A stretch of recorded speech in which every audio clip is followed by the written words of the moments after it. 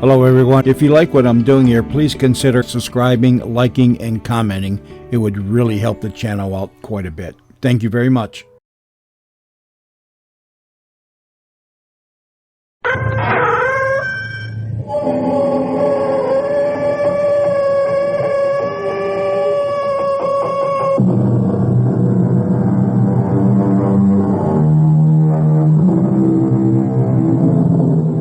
Come in. Welcome. I'm E.G. Marshall. The great French writer Balzac called life the human comedy. Our own Mark Twain saw it as a human tragedy. What's in a name? There are a great many laughs in a true tragedy, and plenty of tears in a genuine comedy. Mark Twain's long suit was irony. And now we have an opportunity to see how he plays that kind of hand in one of the greatest stories of deception ever written. And there's no doubt about it. You can be wealthy. Oh, I like that. Famous. Famous, too. Absolutely. And powerful. Wealthy, famous, powerful. A force in the world of art. It sounds wonderful. That's what you're giving me. And in return, what do I have to give you? Your life.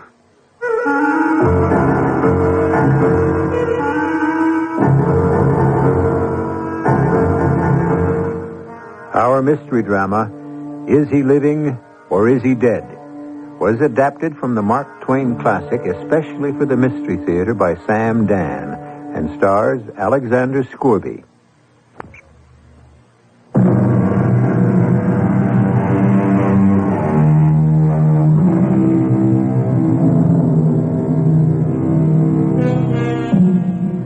It is unfortunate but true that a great many creative men are killed by poverty.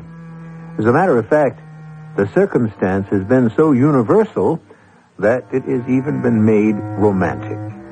How many stories, operas, plays are about artists who starve in garrets? Van Gogh, Schubert, Mozart, Rembrandt, Poe, to name but a tiny few, all died of neglect. Must it be ever thus? Mark Twain is about to present another perspective.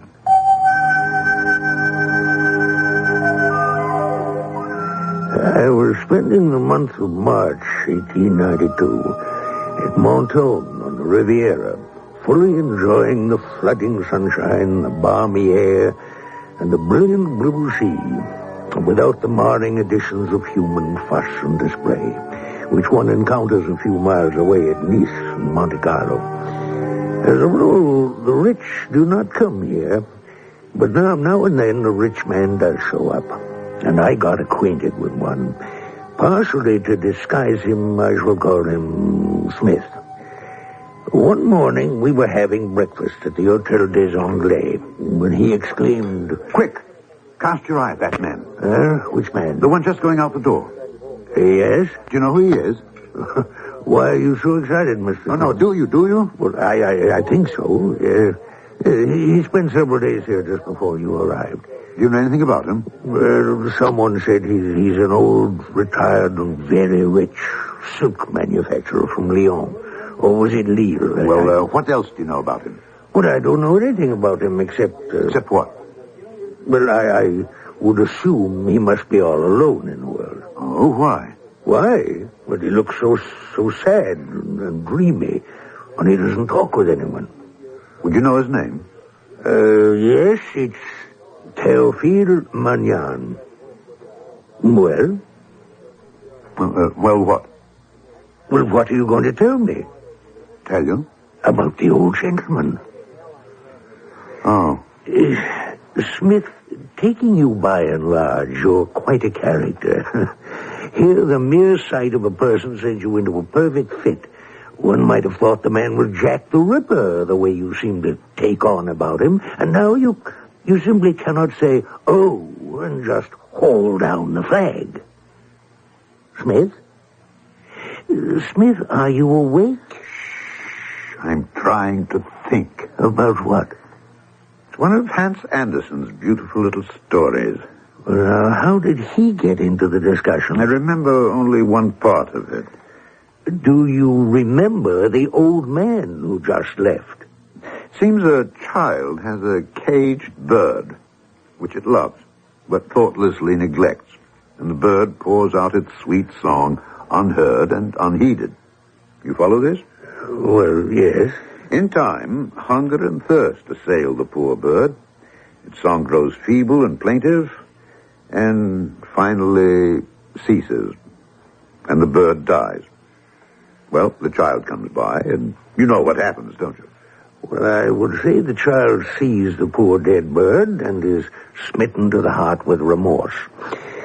And then with bitter tears, the child calls his mates, and they bury the bird with elaborate pomp and the tenderest grief. Well, then you have read the story. Oh, it's an old story.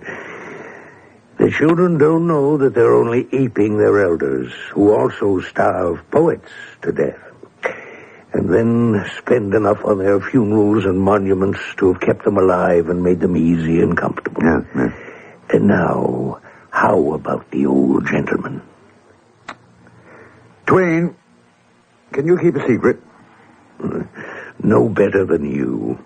You look like a man who's bursting to break one. Well, it's been a secret for many years between me and two others, but I'm going to break the seal now. You know, a long time ago, I was a young artist. You? Mm-hmm. You, Smith, were an artist? And I wandered around the French countryside, just sketching, you know. Were you successful? Oh, bless you, no. I was starving. Well, how did you live? A typically American question. Why not? I'm a typical American. The answer is I pawned my way across France. One by one, I sold all my belongings till I was reduced to the clothes on my back. And even they started to go one by one. Finally, almost naked and down and out, I found myself in a small Breton village. And there I was taken in and literally saved by a fellow artist named Francois Millet. Who? Francois Millet. Was a great Francois Millet? Oh, great. He wasn't any greater than I was. He hadn't any fame at all, even in his own village. Oh, the great Francois Millet. Let me tell you about the great Francois Millet. He made me welcome. What a generous, great-hearted fellow he was. I'll never forget that first day. Smith. Are all Englishmen named Smith? Sometimes it seems that way. Now, where can you sleep? Well, sleep anywhere. There are no soft places on the floor, so one is as good as another. Now, for dinner. I feel badly. I can see there isn't very much, Monsieur Millet. You cannot call a French painter monsieur till he's received the Legion of Honor. And I have a better chance of being struck by lightning. You must call me Francois. Now, dinner. All we have are turnips. Unless, of course, Carl can scare up something. Carl? Carl Boulanger. He's also a painter, and he lives here, too. Speak of the devil. How shall we prepare the turnips tonight, Francois? That tells me everything. Well, how about turnips remoulade? We have no egg yolks. I have it, Carl. Sautéed with mushrooms. We have no butter. I don't trust your judgment when it comes to picking wild mushrooms. Then I suppose we'll have to boil them as usual. Who is this? Oh, Smith. An Englishman. Smith, this madcap is Carl Boulanger. How do you do? He doesn't look like an Englishman. All Englishmen are supposed to be rich. Smith is a painter. Poor devil. Why didn't you arrange to be born in France, and then you would have learned to starve properly? I can starve as decently as any Frenchman. Oh, what's that? What? That canvas against the wall. I just noticed it. No, that. I call it the Angelus. It isn't too bad, eh, Smith? I've never seen anything like it. It's a masterpiece. There's a feeling of oneness with God. Carl, I have a confession to make. Yes, Francois? I was offered 5 francs for it. When? Last week. Yes, a week ago, Thursday. And what happened? I turned it down.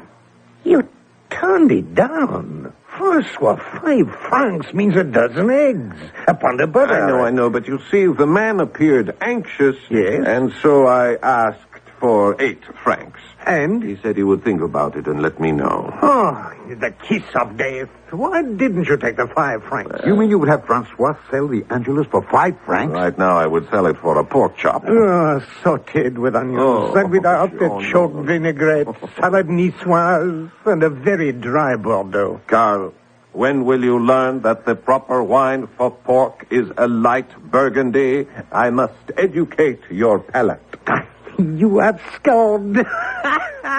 What a fantastic pun. Don't you get it, Smith? No, I'm The English as a rule, Carl, are rather slow in these matters of humor. Francois was also my painting teacher, and you see, he has educated both my palate and my palette. You still don't get? Oh, yes. Yeah, it is rather funny. No, you're right. It is a rather feeble jest. But you see, it passes the time, and then we forget how hungry we are. And how tired and disappointed and disillusioned. Oh, come, Carl, one cannot have everything. Look at what we have in this room. Behold these canvases. A feast for the eye, a feast for the mind, a feast for the soul. And not even a crumb for the stomach. Be of good cheer, Carl. Perhaps tomorrow something will turn up. I caught you. Another pun. You get it, Smith? Huh? What will turn up tomorrow will be another turnip for dinner, as usual. Oh, Yes. Well, now, gentlemen, the situation is quite serious. We are on the verge of starvation. As usual. And we must come up with a solution. I agree. What do you suggest, Francois? I don't know. How about you, Smith? Nothing occurs to me either. Well, then, let's sleep on it. Which we did. After having had, of course, a boiled turnip for dinner. The next morning, I was starved, but that was nothing unusual. I decided to take the bull by the horns. I looked at Millet's paintings. How could anyone in his right mind not jump at the chance to buy them? Accordingly, I placed a few under my arm, the Angelus, Man with a Hoe, the Woodcutter, and Death, and I began to knock on doors. Practically every door was slammed in my face. Only one elderly woman deigned to talk to me at all. What are you selling? I see. That's painting nonsense. Oh, but, Madame, I assure you... And have you joined the other two? The scoundrels, the ne'er-do-wells. Madame, if you please... The good-for-nothing lazy tramps who refuse to work for a living. Madame, painting is one of the most difficult of all occupations. Painting a house, maybe. Madame, I am here to help you to get rich. You must admit that there are paintings which are worth millions, yes? Now, admit it. Well... But here is your golden opportunity. A few pennies invested today will bring fabulous dividends tomorrow. How do I know? Because these are the paintings of the great Francois Millet. The great Francois Millet. Yes, madame. These paintings will increase 100-fold, 1,000-fold in value, because Francois Millet is a genius. He is... There's no doubt about it. Who says so? She slammed the door in my face. And at that moment, a great light exploded in my brain. Who says so? I raced home. I couldn't wait to share this flash of sudden insight with my companions. Hunger creates great divisions, Francois. Continue, Smith. She and everyone else in this town. They don't make up their own minds. They don't decide things for themselves. Oh, but that's how people are everywhere. And so she looks at you, Francois, and at me, and at Carl. How's she to know that the paintings have merit? It should be obvious. Of course. The colors, the figures, why, it's all over the canvas. But unfortunately, no one has told her that as yet. What do you mean, no one? I've been trying to sell these paintings for months, years. I patiently try to explain. But who are you? Who am I? I'm Carl Boulanger, a painter. No, you're Carl Boulanger, a shiftless good-for-nothing who would prefer to beg for his bread sooner than work for it. Who has perpetrated this infamous falsehood? And so am I, and so is Francois. What he says is true, Carl. And yet, if someone in authority were to say, Francois Millet, truly a great master. Why, overnight, Francois would be the toast of the town. Yes, authority. That's what the people look for. No one wants to make up his own mind. Therefore, Francois, we shall have an authority to authenticate your greatness. An authority. Of course. A great Parisian authority. I know Professor Louis de Courbet. Who? He's the most respected professor of art at the university. No, he won't do, Francois. But he's the most learned. We don't want learned people. We want famous people. Oh. I have it. Madame Lucerne. She runs the most talked about salon in Paris. You mean the most notorious? Now, if she says a painting is great, it'll be hailed as a masterpiece. Yes, but does she know anything at all about painting? Probably not. Well, then how? Well, the question is, who should go? You are the smoothest talker, Carl. No, I nominate Smith to be our envoy. Me? Why? Because you're the handsomest. Oh, but what does that have to do with Do you recall the legend of the Golden Fleece? Oh, yeah. And the legendary band of ancient Greek heroes who went after it. Whom did they choose as their leader? Not Hercules, the strongest, or Ulysses, the wisest, but Jason, the handsomest. Because they knew it would be necessary to seduce a woman in order to win the prize. Oh, but I no. You may not have to go that far. And what if he does? We must all make sacrifices for art. Yes, and some of us must make heavier sacrifices than others. But, as you can see, there's more to becoming a famous artist than merely painting a great or even a good picture. Sometimes one must play the game of love and even the game of death. However, all that is the affair of the second act, which I shall bring you in just a few moments.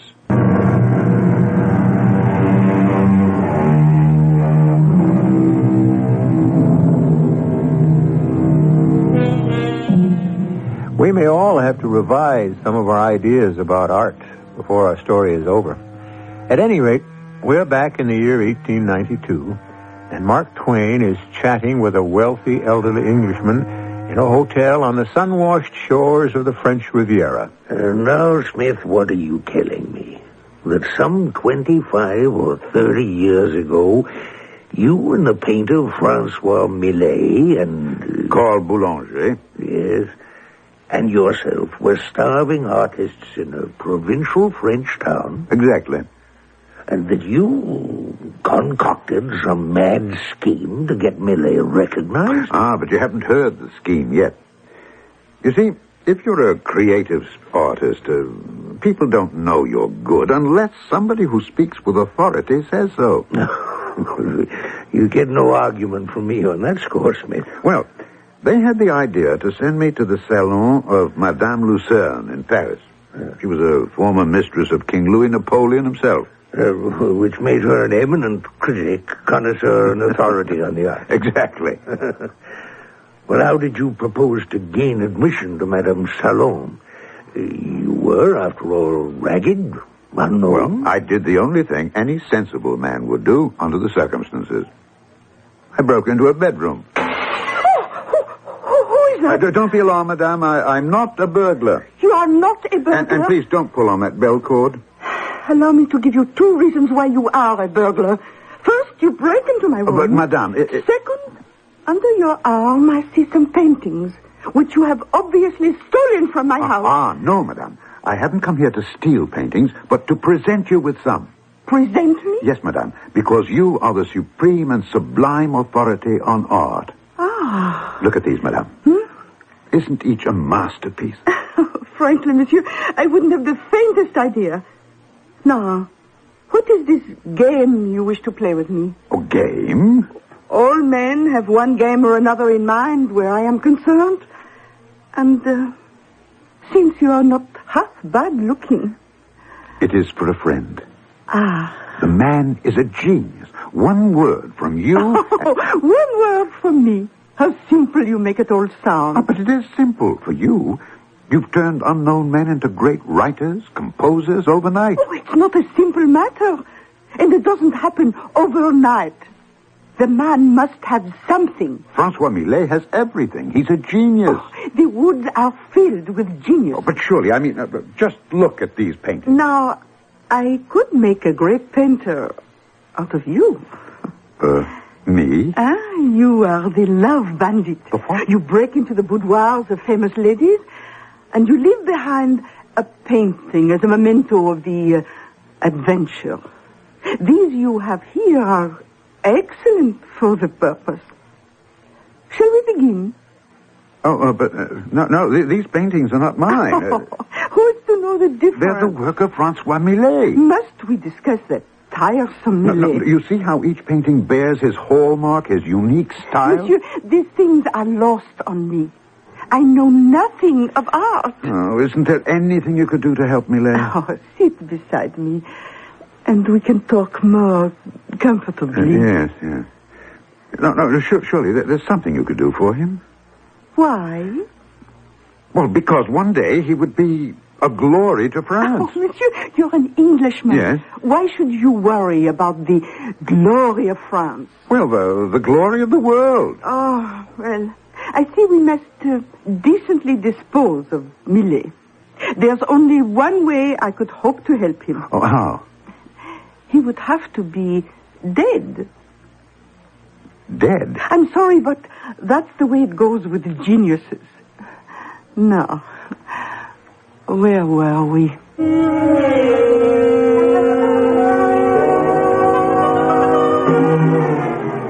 Dead? Dead? The woman is crazy. Gentlemen, the woman is right. But Smith, It's a matter of history. She convinced me. do you mean Francois is to die? That is rather Look, extreme. an artist has to be starved and dead before he's acknowledged.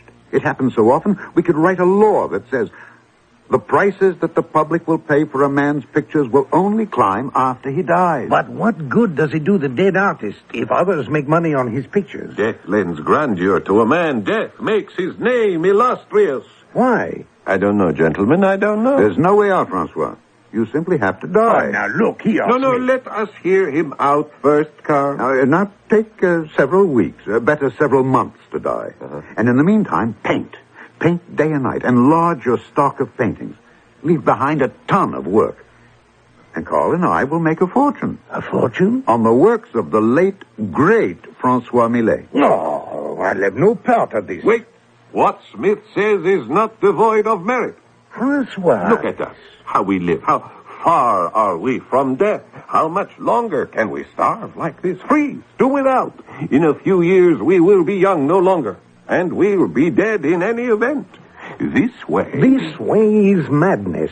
I won't let you die to make me rich, Francois. No, but listen. And that would be enough out of you too, Smith. You didn't let me finish.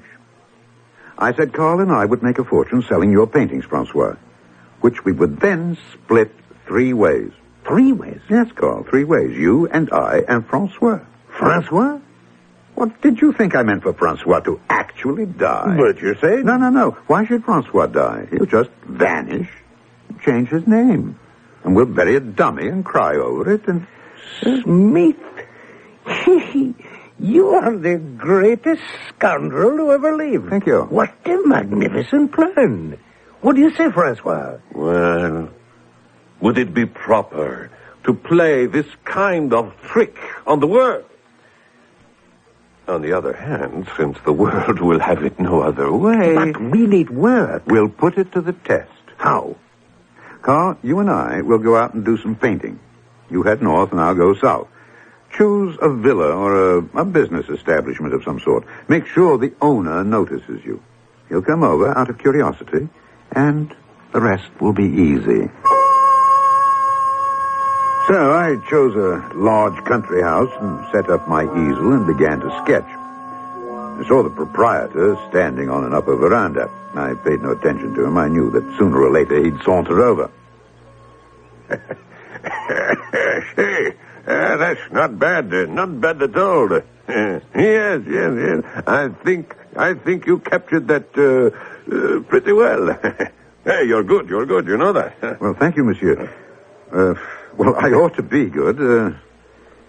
Look who taught me. No, let me see if I have one of his works with me. Oh, here we are, in my statue. I suppose you recognize that signature down to the right there? I beg your pardon? He was my teacher. Oh.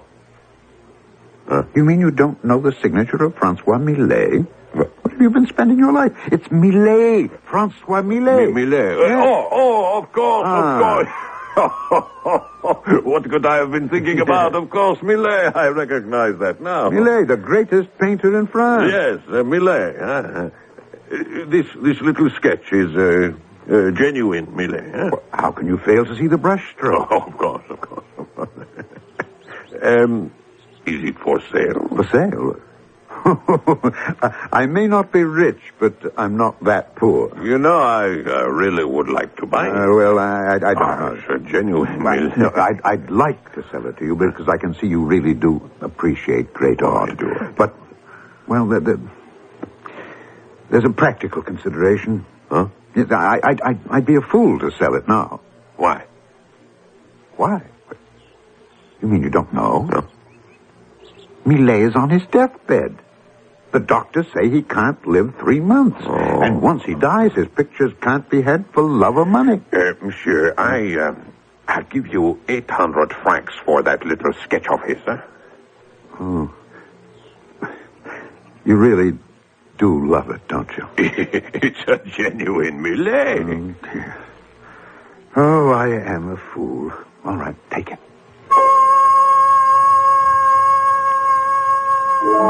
800 francs, Twain. And Millet would have sold it for a bottle of wine. 2 years ago, it sold at auction for 80,000. It's a mad world. Well, when I came home, Carl was dancing for joy. 1,000 francs! Yeah! I sold Francois' picture of the little girl and her mother for 1,000 francs. Well, your 1,000 francs sale, Carl, and Smith's 800. What a feast we can make this evening. This evening, Francois, you'll have to get sick. Sick? Oh, I never felt better in my life. Tonight, you will take to your bed with the illness that will finally kill you. All right.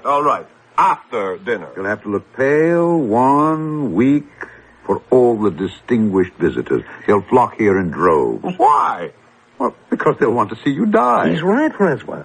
No one would walk across the street to see an artist who's alive, but they'd travel the length and breadth of Europe to see what dead. Well, you may as well prepare yourself, Francois.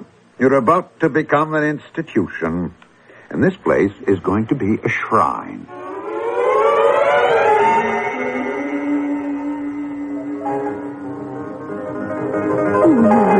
You wish to see me? I see, madame, you've forgotten me. Which one are you? Oh, Mr. Smith. I'm sorry to intrude. Oh, well, I am just listening to Mr. Schumann here. He's a composer. Oh, excuse us, please, for just a moment, Monsieur Schumann. Well, now, Mr. Smith, how have you been? Where have you been keeping yourself? I wonder, madame, if you remember your promise Oh, I never forget a promise. to help my friend. Your friend? Yes, Francois Millet. Millet. Oh, yes, of course, I recall now. But, Mr. Smith, I also remember telling you there was only one way I could help him. He would have to be dead. Yes. Well, madame, he's getting there. Oh, Mr. Smith, we are all getting there. I know, but he should arrive there in less than a month. Eh? What are you saying? Madame, he's on his deathbed. Oh, this is tragic. Oh, here, sit by me. Now, what is he dying of? I believe a broken heart. A broken heart. Wonderful. Yes, his heart has been broken because the world has failed to recognize his genius. Oh, this Monsieur Millet, he's on his deathbed, actually? Actually. Oh, what a cooperative gentleman. Oh, he certainly deserves to become famous. I brought you some of his paintings. Oh, yes, I see. Oh, the unmistakable stamp of genius. His name shall become a household word.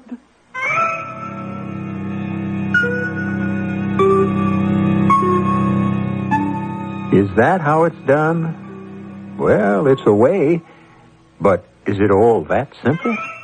No, not really. We'll encounter a few problems. After all, Francois Millet has to die. in a convincing manner, and in front of witnesses. Well, that's why we have third acts, isn't it? I shall return in a few moments.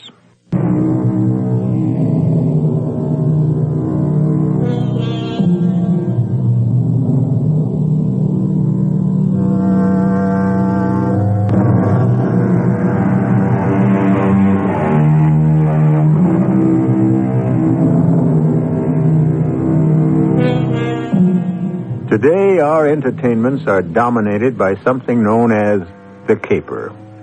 This is usually an elaborate scheme to swindle something from somebody.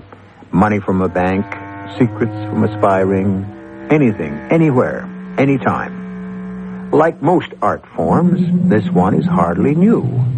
We're listening to one right now. It was inspired by a short story by Mark Twain. And if the word had existed in Twain's day, he might very well have named this piece the Francois Millet Caper. I don't understand at all, Smith. Why did you need this Madame Lucerne? After all, you proved you could make money by using Millet's name. Both you and Carl had already sold his pictures. Yes, that was good enough for the provinces, Twain. But we wanted more than just a little local reputation. We required fame. And for that, you needed Paris. And no creative artist has ever conquered Paris without the help of a woman. Meanwhile, we were having our problems. Millet didn't mind starving when we didn't have a sou. But now that there was some money...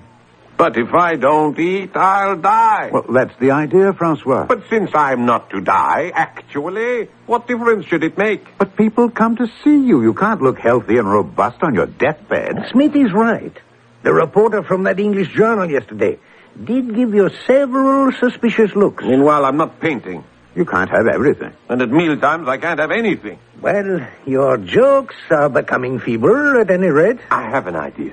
Why don't we say I'm too ill to see anyone? In that way, I can eat like an elephant. And you'll get to weigh as much as an elephant, too. We won't be able to get you into your coffin. Oh, who's getting into a coffin? Well, you'll have to be carried out of here when the time comes. That is something no one has explained to me. How and when do I die, and how and when am I to be buried? All the details have not yet been worked out.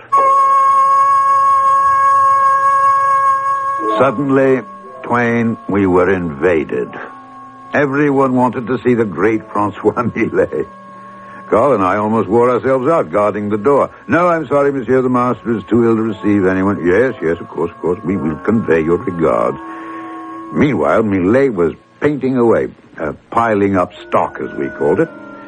And Madame Lucerne was selling them, discreetly, of course, in Paris. The great sale was the Angelus for 2,200 francs. Little did we know that the day was coming when France would struggle to own it, and a stranger would come along and capture it for $500,000 cash. And meanwhile, we were having problems with Millet. Or I should say, with his appetite. I don't understand it, Carl. He gets fatter every day. Well, fatter and healthier looking. This won't do. Carl, do you allow him to sneak in some food on the sly? How can you accuse me? Well, how can he gain weight on tea and toast? Well, especially tea without sugar. And toast without butter. Oh, wait. Inside, listen. Inside his room. Do you hear what I hear? Well, I'm not sure. That has to be the sound of a spoon against a bowl. He's eating. But how? Oh, why didn't we think of it? Somebody's smuggling food into him from the outside. But who? That has to be the answer. Sneaking food into his room through the window. Now, you sit here. I'll steal around to the back of the house. What are you doing here? Oh, It's Madame Mauffrigneur. Well, I Explain yourself, Madame. Well, sir, Francois Millet is a genius, a great genius. He is? Who says so? Why, everyone says so. It's a known fact. And when I heard he was dying, I thought perhaps... What do the doctors know? The poor man probably needs a decent meal. Well, no one is allowed into the house. And so Yes. Well, we can't have any more of this. Why not? Because the doctor says food will kill him. Should it matter? He's dying anyway. And you should see how happy he is with my soup. And the roast fowl and the fish. Madame, he is not a goose to be stuffed for pâté. You needn't yell at me. I was only doing my Christian We duty. only want him to die in comfort. And I want him to die happy. Poor fellow. He starved most of his life. Must he go hungry to his grave? But he's very ill. He looks fine to me. Fat and rosy. Perhaps my cooking can save his life. Or do you want him to die? Well, why would I want him to die? Well, there's nothing to be done. She could prove a great embarrassment, so we let her deliver the food every day, and of course Carl and I were forced to eat it. Meanwhile, the house was besieged. People came from everywhere for the death watch. It was unbelievable. Read what it says here in the Paris paper. The lamp flickers for Francois Millet, great painter, said to be in his last hours. Yes, all over the world. Look, in England, the final chapter in the Millet story. In America, look. Curtains for Francois. I shall die in earnest if I am not fed. What are you doing here, Francois? Why aren't you in bed? Wasting away. Look at me. Nothing but skin and bones while you two gorge yourselves on Madame Muffineux's heavenly cuisine. It's not fair. This is the thanks we get for making the man a genius. Hang being a genius. When can I get a decent meal? Really, Smith, we should hire a butler. Francois, back into bed. Quickly. Just the wing of the chicken? No. Not even the neck? Into your room. Quickly, Francois. I might as well die and be done with it.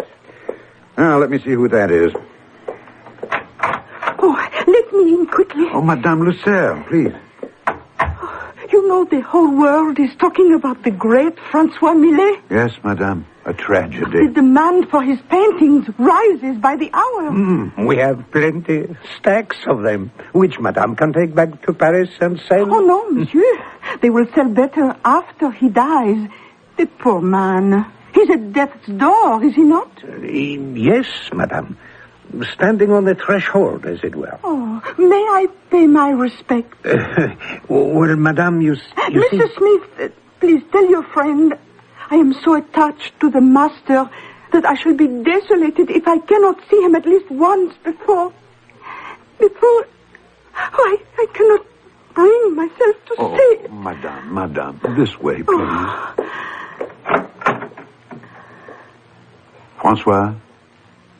Francois, a beautiful lady to see you. Oh, poor Francois, he seems to be in a coma. Monsieur, he looks remarkably healthy for one who is supposed to be terribly ravaged by illness. Oh, well, looks are deceptive, you know. I thought you said he was at death's door. Oh, he is. Oh, well, timing, you realize, is everything in life, as well as death. This would be an excellent week. Oh, it would? Next week, everyone will be talking about a new opera by Wagner, and we expect some stunt or other from Alexandre Dumas the Younger. But this is a very quiet week. Oh, I see. Of course, I realize that man goes when he is summoned to the divine presence, and not a minute before. How true. However, there is always the possibility that one is too busy to hear the summons. Yes. Well, as you can see, Madame, he is failing before our very eyes. Oh, poor man. Well, I must return to Paris, where I shall say, of course, that he died in my arms. How tragic. Yes. Well, I must hurry back there to speak with all the journalists. Of course. I had taken the liberty to order a coffin. A coffin? Yes. It should be at your doorstep at any moment. Oh. A most splendid final home for a man of such magnificence. Thank you, Madame. Well, I felt it was the least I could do. And now, if you will excuse me, I must return. Of course. Oh, do you mind if I leave this valise here? It might be too much trouble to carry back. Of course not, Madame. I thought I would stay longer, and I had brought a change of costume, but that dress bores me. Why not give it to some deserving charity? As you wish, Madame.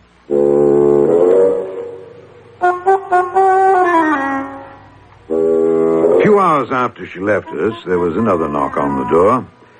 And it was, you guessed it, the coffin. A small coffin. How would Francois ever get into it? Oh, what was I thinking? Francois wouldn't get into the coffin. Carl and I had already prepared a dummy for that purpose. Our basic problem was... How am I supposed to get out of the house? Are we ready to make the announcement? We have a problem. Francois. Well, I thought you were working on that problem, Smith. Well... I could sneak out through the back window. Oh, the house is surrounded. Where would you go? Everyone knows you for miles around, especially now. Smith, you should have thought of this before. I did think of it. I just couldn't come up with any solution. I can't die until I know where I'm going. We could all say that. And the best time for it, as that Madame Lucerne said, is this week. Ah, Madame Lucerne. Why didn't we ask her to propose a way out of this difficulty? Madame Lucerne, of course. She foresaw the problem, and she's given us a way out. How? Oh, hand me her valise. Well, how can her valise give her... Here. See? You see this costume? A black dress. Yes. Black hat. A veil. These are for the lady in black. Who is the lady in black? Oh, a mysterious mourner. A woman who loved you deeply, passionately. But who is she? Oh, no one knows. Put on the dress. Oh, but Come on, hurry, Francois. Come on, I feel ridiculous. You'd better start feeling sad. Oh. Very sad. No, just a few quiet sobs. Nothing loud, nothing uncontrolled. Just, let's say, the dignified weeping of a woman of high breeding and great dignity. Is that what she's supposed to be? Oh, well, would our friend Francois choose any other kind of mistress? Oh, by the way, is the coffin sealed? Coffin is ready. Fix your veil, Francois. Oh, fine, excellent. Come, my friends.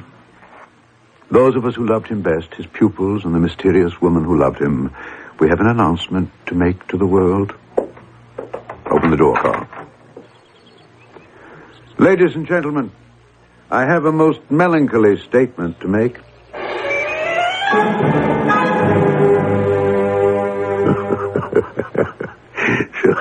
So you buried Francois Millet, eh, Smith?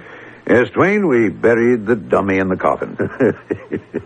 There was a great funeral. Oh, yes. And Millet, disguised as the woman, escaped detection. The world was convinced Millet had died. What happened to him? Oh, can you keep a secret? I can only try. You remember that elderly gentleman I pointed out to you earlier this morning? That was Francois Millet? That was Francois Millet. For once, a great artist was not starved and killed by indifference and neglect and then given the vain and empty pomp of a loud and meaningless funeral. No, we saw to that. Francois Millet has never known and will never know another hungry day.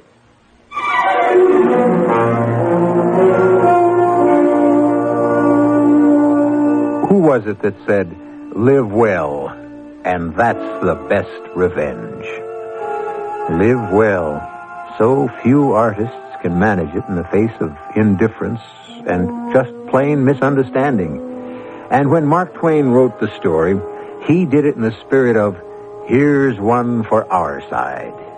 Well, we're always on your side. And we'll be back here in just a few moments.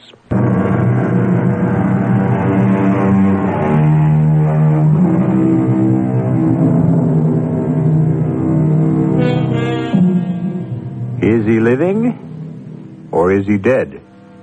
Well, of course, he's dead today, but was he living back in 1892, the date of the story?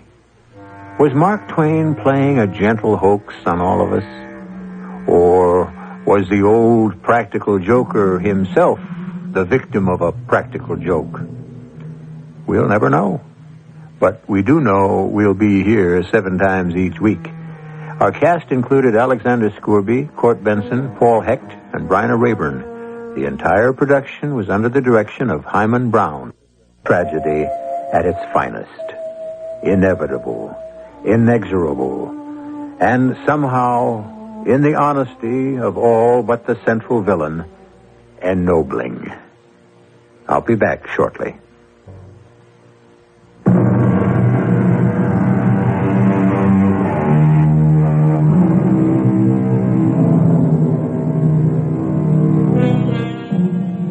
would be unfair, of course, to leave our tragedy just as it resolved itself. For only one reason. That sinister, despicable, unforgivable Iago.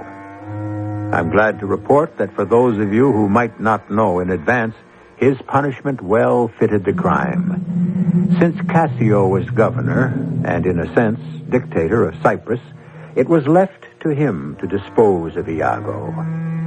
When all the facts came out, how kind would you have been? Our cast included Arnold Moss, Marion Seldes, Joan Arliss, Court Benson, Ralph Bell, and Ian Martin. The entire production was under the direction of Hyman Brown.